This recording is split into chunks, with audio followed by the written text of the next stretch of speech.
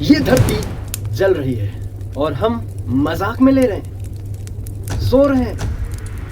बात करें अगर गर्मी की, तो अब ये मौसम नहीं है, ये क्लाइमेट इमरजेंसी बन चुकी है। 2024 में हीट वेव्स ने रिकॉर्ड तोड़े थे और यही हीट वेव्स अब 2025 में बहुत तेजी से बढ़ते हुए दिख रहे हैं। पर सवाल ये है, क्या हम तैयार हैं? हीट वेव का मतलब साफ है, आपकी हीट एनर्जी अर्थ के बाहर नहीं जा पा रही है, बहुत कम मात्रा में जा रही है और वो अर्थ में कई दिनों तक, कई सालों तक इकट्ठा होती जा रही है। और जब वो एनर्जी इकट्ठा हो जा रही है तो घंटों तक, दिनों तक तापमान इतना ज्यादा कि इंसानी जिस्म भी जवाब दे दे। पूछता है भारत, क्या ये नॉर्मल है? Is it normal? सवाल में होगा नो। ये क्लाइमेट चेंज वो खतरे की घंटी है जो पूरी स्पीशीज को लगातार खतरों की निशानी देती जा रही है, लगातार उन्हें वार्निंग देती जा रही है। ग्लोबल वार्मिंग ने तो मौसम की पूरी बुनियाद ही हिला दी है। 2023 में 320 से ज्यादा हीट वेव के इवेंट्स रिकॉर्ड किए गए। दिल्ली में तो 52 डिग्री का नया तापमान सामने आया है और ये हमारे गर्व की बात नहीं बल्कि एक चिंता का सबक बन चुका है और ये पूरे लिविंग ऑर्गेनिज्म को धीरे धीरे चुन चुन के जला रहा है। Factory pollution, deforestation, AC exhaust में जो सबसे भयानक चीज होती है उसे हम सब बोलते हैं कार्बन इमिशन।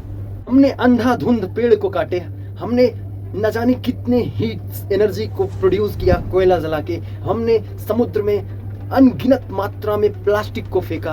अब गर्मी की बारी है, वो एक एक को चुन चुन के जला रही है।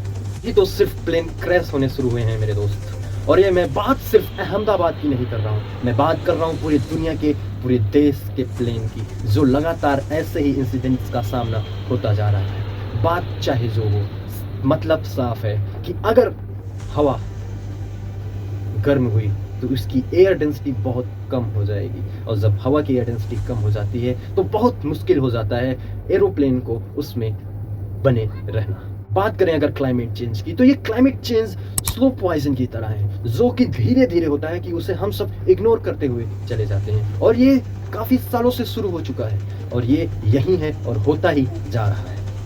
ने डेवलपमेंट के चक्कर में अपने फ्यूचर को आग के हवाले कर दिया है। जरा सोचिए 2025 में अगर ये तापमान है तो सिर्फ 3 साल बाद मतलब 2028 और 29 में तापमान क्या होगा? अगर 3 डिग्री भी बढ़ता है तो तकरीबन आपका तापमान 53 से 54 सामान्य टेम्परेचर में आ जाएगा, आपकी लाइफ खत्म हो जाएगी।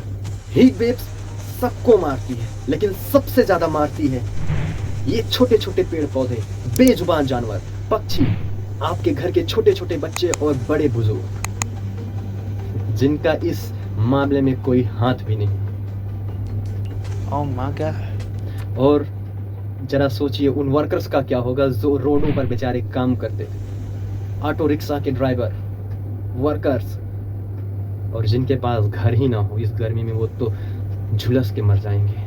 ना इन सभी के पास एसी है, ना ही उतनी बड़ी टेक्नोलॉजी है जो ये खुद को बचा सकें और ना ही heat waves, summers, climate change से बचने की कोई जानकारी है। जरा सोचिए आप जिनको भगवान बनाकर बैठे हैं वही सबसे ज्यादा इस एनवायरनमेंट का गला घोट रहे हैं। एक प्राइवेट जेट जितना कार्बन इमिट करता है उतना आपका पूरा शहर मिलके करता होगा शायद। कई सारी सेलिब्रिटियां कहीं भी जाते हैं तो वो अपने प्राइवेट जेट का ही इस्तेमाल करते हैं। सबसे ज्यादा अगर कोई इन्वायरमेंट को खत्म कर रहा है तो वो बड़े लोग, वो बड़ी कंपनियां। एक सेलिब्रिटी जिसे हम भगवान मानते हैं, असल में वही सबसे ज्यादा इस चीज के जिम्मेदार है। It's not who I am anymore. और यही हमारी हार है। गर्मी में ये किसी को सिम्टम्स दिखता है जैसे कि तेज बुखार, उल्टी, आपकी स्किन का ड्राई होना और आपका सर दर्द से फट जाना, तो समझ जाइए 80 से 90% चांस है ये हीट स्ट्रोक के। इसका समय रहते ही आपको ट्रीटमेंट कराना होगा, नहीं तो बीमारी और भी बढ़ सकती है। ऐसे तो हमने इतना आतंक मचा रखा है कि अब बचना इम्पॉसिबल है, लेकिन फिर भी आप इन चीजों का इस्तेमाल करके कुछ दिनों तक खुद को बचा सकते हैं। सबसे पहले हमें सूरज से डरना नहीं है, यानी कि सन से डरना नहीं है, उससे संभलना है। आप अगर सीधे सन से निकलने वाली रेस के कांटेक्ट में आते हैं तो आपको खतरनाक बीमारी का सामना करना पड़ सकता है। कुछ बेसिक स्टेप्स हैं जो आपको बचा सकते हैं। हमें सन के कांटेक्ट में नहीं आना है। लगभग 10 बजे से 5 बजे तक आप कहीं घर में रहें या कहीं छांव वाली जगह। इससे आप हीट स्ट्रोक के चांस को कम कर सकते हैं। हाइड्रेट रहें। पूरे 24 घंटे में कम से कम आपको 5 से 6 लीटर पानी की जरूरत पड़ सकती है। अगर आप बाहर निकल भी रहे हैं तो हल्के कपड़े पहन के निकलिए, लूज कपड़े पहनिए, लाइट्स कलर वाले कपड़े पहनिए, नहीं तो आपको पता ही होगा ब्लैक बॉडी रेडिएशन क्या होता है। घर को ठंडा रखें लेकिन एसी का इस्तेमाल ना करें। पानी का छिड़काव करें, एग्जॉस्ट फैन का इस्तेमाल करें और अगर हो सके तो कूलर जरूर चलाएं। फ्रूट्स, ओआरएस और सलाद जैसे चीज को आपको भगवान मानना पड़ेगा अगर आप गर्मी से बचना चाहते हो। ये आपके बॉडी के डिहाइड्रेशन को ऑब्जर्व करता है और ये आपके बॉडी में डिहाइड्रेशन होने से बचाता है। Avoid alcohol, spicy foods and heavy meals. 24 घंटे में आपको एक बार दही जरूर खानी है और जो वीगन है उनके लिए जरूरी है नींबू पानी और चीनी का शरबत। और जो सबसे ज्यादा जरूरी है वो है एक्सरसाइज, जो कि आपके सेल्स को नया होने में बनाने का मदद करेगा। मगर याद रखिए ये सिर्फ एक शॉर्ट टर्म बचाव के लिए है। At the end long term लड़ाई हमें क्लाइमेट चेंज से लड़नी ही पड़ेगी। कार्बन इमिशन कम करके हम इससे बच सकते हैं।